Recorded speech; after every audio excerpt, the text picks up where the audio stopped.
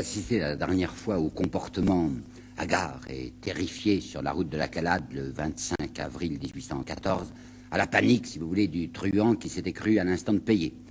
C'est probablement en songeant à ces scènes que M. Jacques Bainville écrivait intrépidement « Napoléon préférait sa gloire à la vie et il excellait à donner un tour épique au roman de sa destinée ».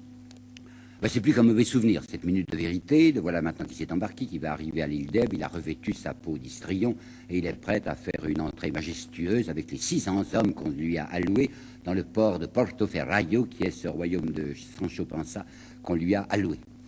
Chateaubriand, dans les Mémoires d'Outre-Tombe, a une très jolie phrase là-dessus. Il dit que les Elbois n'avaient pas été d'abord très ravis du cadeau qu'on leur faisait, mais, écrit-il, quand on apprit que Napoléon arrivait avec des millions, les opinions se décidèrent généreusement à recevoir l'auguste victime. Il y aura une déception tout de même dans cette villégiature dorée dont il se dit ça ne durera pas très longtemps, mais enfin c'est très agréable, c'est un pays de très bon climat, on y parle italien qui est ma langue, enfin ça doit aller. Une déception, c'est que Marie-Louise ne vient pas. Il croyait vraiment que Marie-Louise allait venir le rejoindre et comme ça aurait établi qu'il appartenait toujours à la famille des souverains. Elle ne vient pas. Il y a une chose assez drôle, c'est que Marie-Louise avait vraiment cru qu'elle serait obligée de le suivre. Elle prenait au sérieux le mariage, la pauvre petite, et elle disait « Est-ce que papa va m'obliger à suivre mon mari ?» Oh ben non, papa, il sait vivre, il a fait un mariage politique. Au contraire, il va lui donner une jolie petite installation à Parme, il lui donnera un amant qui s'appelle Naïperle, elle sera toute tranquille, il n'aura plus besoin de s'occuper de son Napoléon. Il est vrai que si elle ne vient pas, il a des compensations. Il a vu mourir Joséphine, ça lui était parfaitement indifférent. Joséphine, elle lui en avait parti la tête depuis de nombreuses années, et il avait été bien assez gentil quand elle était partie en lui disant il ne faut surtout pas pleurer, il lui avait donné 10 millions comme vous savez, mais il avait cessé très rapidement d'aller la voir dans la propriété qu'il lui avait assignée, et il avait appris qu'elle était morte en mai 1814, donc très peu de temps après son départ. Elle était morte parce qu'elle avait fait une réception alors qu'il faisait un peu froid, qu'elle avait pris froid, et que cette réception était pleine des ennemis de la France. Elle devait même être reçue par le roi Louis XVIII aux Tuileries. Bon débarras, c'est bien de sa faute, on en parle. Marie Walewska, maintenant, la fameuse Marie Walewska, qui paraît-il l'aimait tellement. C'est vrai qu'elle va faire une visite à l'île d'Elbe, mais une visite extrêmement rapide et une visite dont il faut connaître la raison. Il lui avait annoncé qu'il lui faisait une rente de 60 000 francs. Pas énorme, enfin.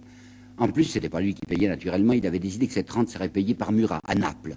Et puis Murat ne voulait pas payer. Alors Marie Walewska est venue avec le petit enfant qu'elle avait de Napoléon, elle est venue pas même 48 heures pour lui demander d'intervenir auprès de Murat pour que la rente soit payée. Puis l'année suivante, en 1816, Marie Walewska va se marier, elle est devenue veuve, avec un monsieur d'Ornano, qui était corse aussi, une sorte d'abonnement qu'elle avait pris avec ses insulaires. Alors s'il n'a pas beaucoup de satisfaction, ni avec sa femme, ni avec sa maîtresse, il a tout de même un petit harem assez bien constitué. Il y a d'abord Madame Théologos. Madame Théologos, c'est la femme du chargé d'affaires de Turquie à Paris. C'était sa maîtresse à Paris, enfin une de ses maîtresses, et elle était venue le rejoindre. Il y a une baronne de Belina Skupieski. C'est la femme d'un de ses lanciers. Il a amené quelques lanciers polonais pour impressionner les gens d'Elbe, et Madame Belina Skupieski, femme du colonel des lanciers, est aussi sa maîtresse. Il y a une petite Madame Colombani, qui est encore la femme d'un officier de sa troupe. Il y a une Henriette Vantini de je ne sais pas grand-chose, dont je ne sais pas grand-chose. Il y a une Louise Lebel, qui est venue de Paris aussi. Et puis il y a des Elbois, sans compter. Il y a également, paraît-il, mais ça ce sont des rapports perfides qui le disent, les complaisances assez piquantes que continue à lui prodiguer sa sœur Polly. Il est décidé à revenir. Il est tout à fait décidé à ne pas rester trop longtemps dans cette île qui est absolument ridicule pour lui. Il n'a en somme que 44 ans. Enfin, il a devant lui toutes sortes de possibilités. Et il regarde du côté de ce qui se passe en France. Et ce qui se passe lui donne des chances, en effet. Louis XVIII multiplie ce qu'il faut bien appeler des gaffes. Louis XVIII a pris comme ministre de la guerre Dupont. Rappelez, le général Dupont, c'est celui qui s'était laissé encercler à Bailen, celui qui avait rendu un corps d'armée français. C'était particulièrement agréable pour les Français d'avoir comme ministre de la guerre quelqu'un qui avait capitulé. D'autre part, il avait évidemment rétabli le drapeau blanc, et ça, Napoléon se dit, c'est un gros avantage pour moi. Les Français aiment leur drapeau tricolore, ce drapeau tricolore, je le garde en réserve, il va me servir peut-être bien de tapis volant. D'autre part, comme Louis XVIII fait de la politique cléricale, et qu'il a pris 2 ordonnances qui sont parfaitement stupides, et qui agacent les gens, il s'en félicite, l'empereur, l'ex-empereur. Les 2 ordonnances, et celle-ci, c'était du 7 et du 14 juin 1814, il avait décidé que le dimanche, les cabarets, les cafés seraient fermés pendant les offices religieux. Pas seulement le matin, mais pendant les vêpres aussi. Alors, vous pensez, il y a des tas de gens qui aimaient le café le dimanche, c'est pas agréable. Et puis, le 14 juin, il avait décidé que pour le jour de la fête de Dieu, et aussi pour le dimanche dans l'octave de la fête de Dieu, Il y aurait d'abord procession naturellement, mais il y aurait obligation de décorer les maisons, même ceux qui ne croyaient pas devaient décorer les maisons, et en plus, toute circulation, même les fiacres, étaient interdits. Il y avait des tas de gens qui avaient trouvé ça très mauvais. Alors Bonaparte se dit, je pourrais bien essayer de recommencer mon coup de 98-99. Vous vous rappelez qu'il a travaillé dans le genre jacobin. Enfin, il s'était posé comme l'homme de la République. C'est lui qui va défendre la République en Brumaire. Et comme dira Hortense, sa nièce, après tout, la France peut bien être prise 2 fois au même lacet. Elle a écrit ça de sa main, Hortense. Eh bien, il médite cette idée et il pense qu'il pourrait peut-être reprendre la France, en effet, au lacet républicain. Ajoutons qu'il a quelques raisons de vouloir quitter l'île d'Elbe parce qu'il n'y est pas tout à fait en sécurité. Je ne sais pas le prix qu'il faut attacher à la rumeur qui a couru que le gouverneur que Louis XVIII avait nommé en Corse et qui était un ancien chouan, qui s'appelait Brulard, ce gouverneur aurait eu, paraît-il, des instructions d'écourter par un petit coup de pouce, d'écourter la carrière du prisonnier de l'île d'Elbe. Je me trompe, du roi de l'île d'Elbe. Ce n'est pas certain. Ce qu'il y a de certain, c'est que Talleyrand avait lui écrit, lui-même de sa main, avait écrit une lettre depuis Vienne, où il représentait la France au Congrès européen, une lettre à Louis XVIII, en lui disant qu'on avait eu tort de mettre Napoléon si près, qu'il fallait l'envoyer au diable, aux Açores, ou, disait-il même, à Sainte-Hélène. Ça, c'était très désagréable pour Napoléon, parce que comme il avait l'idée derrière la tête de rebondir sur la France, de faire le récidiviste, quoi, ben, il s'était dit, si on m'envoie à Sainte-Hélène ou aux Açores, ça sera de plus en plus difficile. Et puis, il y a ces problèmes d'argent, qui pour lui sont toujours essentiels. Les 2 millions que Louis XVIII a promis de lui payer, il ne les lui paye pas. Je sais bien qu'il n'est pas malheureux, hein. Il a emmené 7 millions, il a ses mines de fer de l'île d'Elbe qui rapportent pas mal. Ponce, qui était le directeur des mines, nous laissera là-dessus des rapports intéressants, en particulier pour une histoire de farine. Il y avait des farines avariées, dont les 700 hommes, 650 hommes de la troupe, Napoléon ne voulait pas. Alors Napoléon avait convoqué Ponce, qui était le directeur des mines, et leur avait dit, ben, vous allez utiliser, je vais vous les vendre du reste, hein, bien sûr, vous allez utiliser mes farines avariées pour nourrir vos ouvriers qui extraient le fer.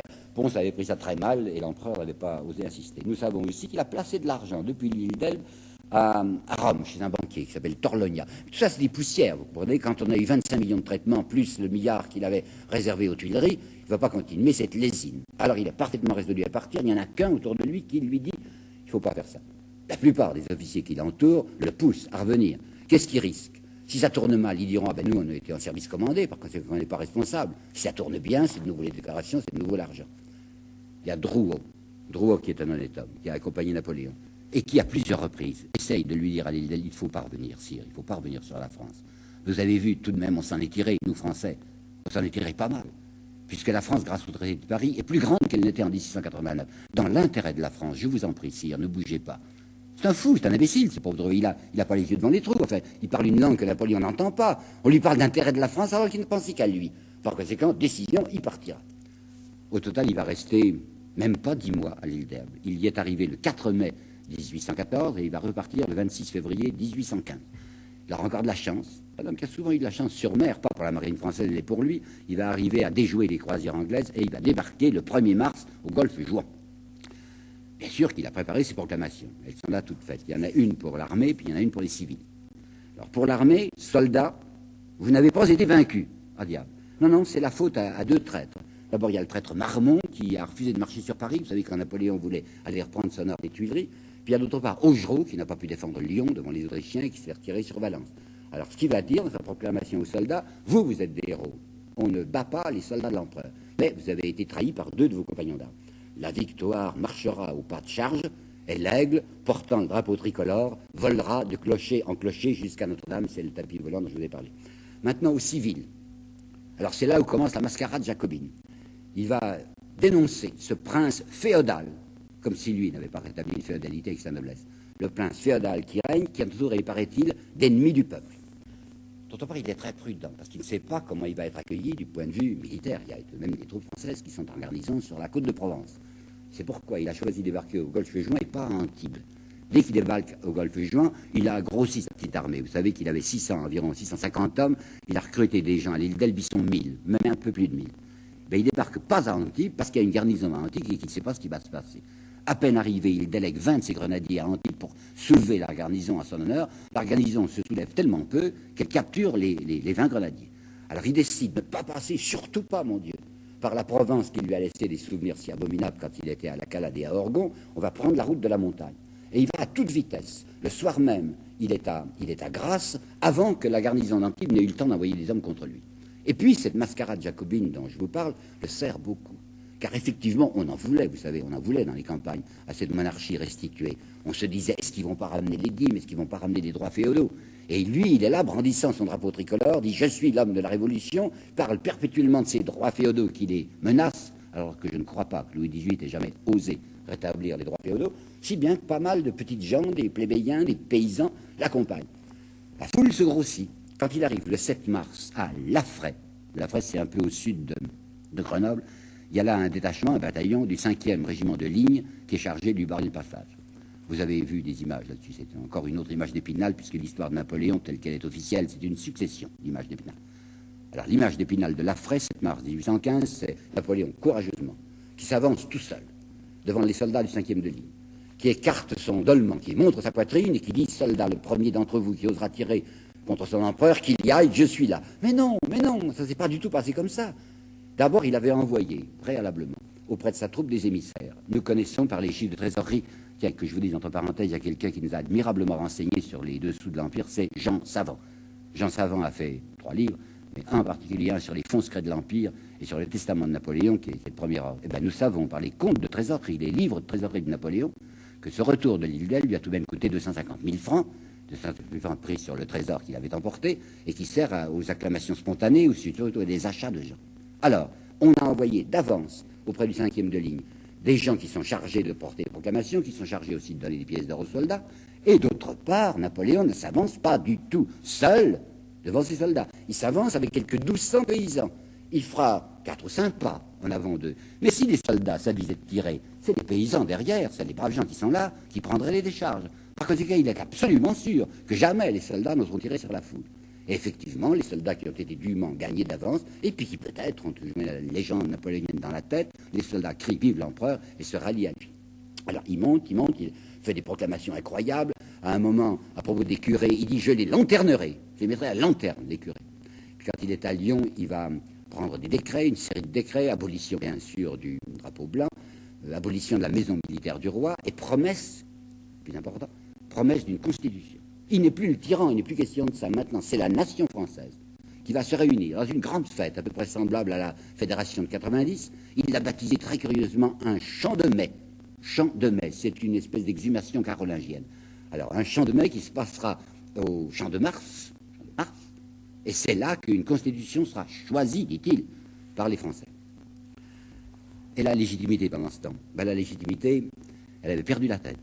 Chateaubriand, qui était pourtant un légitimiste, dit « Dès qu'on sut le retour de l'île d'Elbe, la légitimité tomba en pamoison. » Tout le monde est épouvanté. On ne pense à une chose, c'est à s'enfuir. Et Chateaubriand sera particulièrement furieux de ce qu'il appelle cette escampative du roi, et dont on ne l'avait pas personnellement averti. Il n'y aura qu'un groupe. L'histoire officielle ne le dit guère, et j'ai l'intention de vous le dire. Il n'y aura qu'un petit groupe de gens qui vont faire de la résistance royaliste. Ce sont les élèves de l'école de droit. Les élèves de l'école de droit, traditionnellement, c'est des gens bien. Vous savez, c'est des fils de famille. Alors, comme ils ont peur qu'il y ait une insurrection populaire en faveur de ce Napoléon qui passe pour ramener la Révolution, ils vont casser un certain nombre de prolétaires à Charenton, des gens qui se préparaient à accueillir l'empereur. Ça n'ira pas au-delà, et l'empereur, dans la nuit, oui, c'est à 21h le soir, le 20 mars 1815, le voilà qui rentre aux Tuileries. Il n'y restera pas, ça fait trop royal pour la politique qui veut suivre, il s'établira à l'Élysée. Il a regardé tout de suite qu'il intéressait capitalement le cours de la bourse. Or, le cours de la bourse s'était effondré. Le cours de la bourse, qui était encore à 78, de 5%, je vous parle, qui était à 78 au début de mars, était tombé brusquement à 63, mais il faut dire qu'il était un peu remonté. Il était remonté jusqu'à 73. Pourquoi? Parce que s'il y avait eu un premier rapport d'un préfet, c'était le préfet de l'Ain, qui disait « Nous assistons à une rechute de la Révolution », d'autres propos de l'empereur avaient été infiniment plus rassurants. En effet, c'est à Autun qu'il a dit « Les curés, c'est lanterneraient, et les aristocrates aussi ». Mais le lendemain, à Avalon, il a dit tout à fait autre chose. « J'arrive à temps, dit-il au maire d'Avalon. Vous alliez avoir une terrible révolution populaire. Moi seul pouvais épargner à la France les maux dont elle était menacée. Et quand il sera arrivé à Paris, il va dire à Molé, si je n'étais pas revenu, la noblesse aurait fini par se faire égorger. Je viens la sauver encore une fois. » Ces propos-là sont répandus dans Paris. On se dit, après tout, non, c'est un bluff, enfin, c'est une blague, sa politique jacobine. Il y a peut-être moyen de s'entendre, mais néanmoins, la bourse reste sur une certaine réserve. Le problème de Napoléon, c'est de savoir comment les duper, ces Français, pour la seconde fois. Il avait eu du temps en 98-1800. Vous avez vu à quel petit pas précautionneux. Il s'était avancé du côté du consulat à vie, puis de la monarchie sous le nom d'empire. Maintenant, il faut qu'il aille vite. Or, il a fait certaines promesses républicaines qu'il est décidé à ne pas tenir, et il se demande comment il va jouer. Il cherche un collaborateur, enfin quelqu'un qui pourrait l'orienter pour ce jeu de duplicité. Ah, c'est facile. C'est Benjamin Constant. Benjamin Constant était exactement l'homme idoine pour ça. Benjamin Constant, c'est le libéral affiché et qui n'a qu'une obsession, savoir les pauvres qu'il faut faire tenir tranquille. Le Benjamin Constant s'était horriblement compromis. C'était compromis parce qu'il y avait un an qui desséchait d'entrer dans le gouvernement, il n'y arrivait toujours pas, parce que le roi Louis XVIII le prenait, hélas, pour un libéral, et il s'était dit, si jamais il y a une résistance royaliste, si le roi a un peu d'énergie, s'il tient bon, il va appeler un gouvernement où je pourrais être peut-être président du Conseil, parce que ça sera un gouvernement libéral. Et le 19, exactement le 19 mars, dans le journal Les Débats, il avait publié un incroyable article, Benjamin Constant. Sire, vous êtes venu au milieu de nous, seul et désarmé. Il délirait dans le mensonge. Seul et désarmé, il était arrivé derrière 600 000 étrangers, Louis XVIII, pour passant. Saisissez le moment du danger pour rendre plus libéral encore la Constitution qui nous régit. Vous voyez le bout de l'oreille, je me propose, moi, Benjamin Constant, le libéral. Il s'agit de tous nos intérêts, écrit-il. Et là, je vous prie de faire attention à l'ordre énumératif, parce que c'est pas ordre d'importance. Il s'agit de tous nos intérêts. Nos femmes, nos enfants, nos propriétés. Et tout de suite après, il y avait l'accusation formidable contre ce Bonaparte qu'il appelait Attila, ou qu'il appelait encore Genghis Khan, qui est là, dit-il, venu de nouveau pour administrer le pillage en France, toujours la propriété. Péroraison grandiose, je n'irai pas, misérable transfuge, me traîner d'un pouvoir à l'autre, couvrir l'infamie par le sophisme et balbutier des mots profanes pour racheter une vie honteuse. Il écrit ça le 19 mars, et moins d'un mois plus tard, il sera un collaborateur de Napoléon. Napoléon l'a fait appeler, il lui a dit « Voulez-vous être conseiller d'État ?» avec un gros traitement. Immédiatement, Benjamin Constant, qui dessèche depuis des années d'être quelqu'un en France, le voilà qui est le collaborateur de Napoléon. Et c'est lui qui va organiser ce qu'on appellera l'acte additionnel OAUX aux constitutions de l'Empire. C'est pas une constitution nouvelle. C'est pas non plus ce qu'il avait promis dans le décret de Lyon. Napoléon avait dit à Lyon, la France va se réunir et se donnera une constitution. Il s'en garde bien, il octroie une constitution. Et qu'est-ce qu'il y a dedans? Eh bien, il y a le rétablissement, c'est vrai, d'une élection. Mais quelle élection? Qu'est-ce qui va voter? Savez-vous combien il y aura d'électeurs? Sur les 29 millions de Français de 1815, il y aura 100 000 électeurs en tout et pour tout. C'est-à-dire les riches des riches, c'est-à-dire la crème des possédants. Ce sont ceux-là qui seront chargés de désigner des notables sur lesquels ils comptent pouvoir s'appuyer. Et dans son champ de mai, qui aura lieu en juin, assez ridiculement, qui aura lieu le 1er juin, lui qui faisait de l'anticléricalisme quand il montait, mais maintenant qu'il est installé, refera du cléricalisme, imposera une messe, il y aura une messe solennelle au centre du Champ de Mars, puis il fera le bonhomme, il fera le bon enfant, il se tapera sur le ventre, et il dira aux gens de la réception qu'il a organisée ensuite à l'Élysée, il dira, enfin voyons, un homme gros comme moi, vous me voyez sous les traits d'un tyran, ah, je suis bien changé. Oui, mais il y a le problème de l'appui des notables. Enfin, est-ce que les gens le soutiennent? Eh bien non. Ils se constatent tout de suite qu'il y a une grande froideur à son égard. Ça a été très difficile de trouver des ministres. Très difficile. Il y en a qu'un qui s'est proposé tout de suite, c'est Fouché. Et il se doute bien un petit peu, mais pas encore suffisamment. Il se doute bien, Napoléon, que si Fouché, le ministre de la police, revient auprès de lui, c'est vraisemblablement pour le trahir. Fouché, c'est une espèce de Talleyrand dans la police. Vous savez, c'est quelqu'un qui ne pense aussi qu'à son intérêt et qui s'est dit, je m'en vais essayer de me faire prendre comme ministre de la police pour préparer le retour de Louis XVIII et par conséquent, moi, Fouché, arriver aux honneurs. Ce qui se fera, en effet. Molien, son trésorier, il voulait le faire revenir, et Molien ne voulait pas. Molien va finir par dire oui. Et les raisons pour lesquelles Molien dit oui sont extrêmement intéressantes, car il ne les cache pas dans ses mémoires. Et il dit, j'ai accepté d'entrer dans le gouvernement à nouveau, écoutez bien, avant tout, pour prémunir et défendre contre toute éventuelle mesure réquisitionnaire au service de la France, pour préserver, pour prémunir et défendre les propriétés privées, les manufactures, les magasins de commerce et la banque. Une preuve que les notables ne le suivent plus, c'est les chiffres du plébiscite, car il va se faire plébisciter de nouveau. Il va demander aux gens qu'est-ce que vous en pensez de ma Constitution. Les deux dernières fois qu'il a consulté les Français, il avait eu 3 millions, puis 3 500 000 voix, parce que les notables faisaient voter pour lui. Je vous l'ai déjà dit, n'est-ce pas, la France était composée à 80% d'analphabètes, des gens qui ne savaient pas de quoi il s'agissait. Alors les élections, enfin les votes, les scrutins étaient organisés par les châtelains, par les notables. Et en 1803, en 1805, les notables étaient encore pour Napoléon, tout à fait. Maintenant, chiffre des voix, 1 300 000, pas plus. 2 millions de voix en moins qu'auparavant. C'est bien la preuve que ça ne marche pas très fort. Puis il y a une fuite du numéraire. En 10 jours, 20 millions d'or vont fuir la France. C'est la preuve que ça ne marche pas. C'est pour ça qu'on a un Napoléon méconnaissable. Le Napoléon du retour de l'île d'Elbe. Le Napoléon des 100 jours, comme on dit, ça fera 93 jours en fait. Méconnaissable. Tous les témoignages nous disent, mais c'était plus lui-même. Il avait des somnolences, il passait encore plus d'heures dans son bain. Il posait des questions, il interrogeait, il demandait des conseils. Une espèce d'apathie. Il était comme un somnambule. Sismondi, qui s'est pourtant raillé à lui. Sismondi, c'était un négociant genevois. Sismondi dira, avec tristesse, je lui voyais comme figure une sorte de tête de veau bouillie. Il va dire à Molien, j'ai perdu mon étoile, vous savez, cette fameuse étoile, c'est-à-dire sa chance. Le destin est changé pour moi. J'ai perdu là un auxiliaire que rien ne peut remplacer. Alors, allons, soyons raisonnables. Qu'est-ce que c'est que cet auxiliaire que rien ne peut remplacer? C'est l'argent. Il s'aperçoit qu'il n'a plus l'argent. Or, en 1800, au moment de Brumaire, c'était l'argent qu'il avait porté au pouvoir. Il voudrait bien n'avoir pas à en découdre tout de suite avec l'Europe, mais immédiatement, dès qu'on a su à Vienne qu'il était débarqué, les Européens qui ne s'entendaient pas très bien, et même en janvier, il y avait eu une coupure France, Autriche, Angleterre d'un côté, contre Prusse et Russie. Tout de suite, le bloc se ressoude pour se jeter sur lui, l'empêcher de recommencer. Il voudrait gagner du temps, alors il fait le 4 avril une proclamation annonçant « Je respecterai le traité de Paris ». Il est absolument résolu à ne pas le respecter, mais pour l'instant, il lui faut de la tranquillité. C'est Murat qui va le compromettre. Murat qui l'avait trahi en 1813, trahi pour pouvoir garder, pour être bien avec les souverains et garder sa royauté de Naples. Maintenant, Murat se sent menacé. Il se dit, ces gens ne vont pas me tolérer. Moi qui suis allié au Bonaparte, puisque sa femme c'était Caroline. Alors, profitant du retour de l'empereur, il attaque les Autrichiens. Il se fera du reste battre. Napoléon est furieux. Murat s'est lancé beaucoup trop tôt. Ça va du reste très mal tourner. Par conséquent, c'est quelque chose comme une compromission dans laquelle Murat l'a engagé. Il n'y a qu'une chose à faire, c'est à prendre les devants. Alors, il va décider d'attaquer. Avec les quelques soldats qu'il a réunis, il n'y en a pas beaucoup, il en a à peu près 190 000. Il va foncer sur la Belgique. Et, comme dit pour une fois avec justesse Jacques Bainville, c'est en Belgique que tout va se terminer. Vous savez, c'est en Belgique que ça avait commencé, en 1692. Dans la guerre honteuse, dans la guerre ignomineuse que les Girondins avaient faite pour se procurer de l'argent, pour faire de l'annexion. Ben, c'est à Jemmapes que ça avait commencé à triompher. Ben, c'est à côté de Jemmapes, je ne sais pas moi, à 20 lieues ou 30 lieues, pas plus, moins peut-être, de Jemmapes que se situe Waterloo. La roue a tourné, la boucle est bouclée, c'est à Waterloo en Belgique que va se terminer toute cette histoire. Sur Waterloo, nous avons un bon livre, définitif, oui, je crois qu'on peut le dire.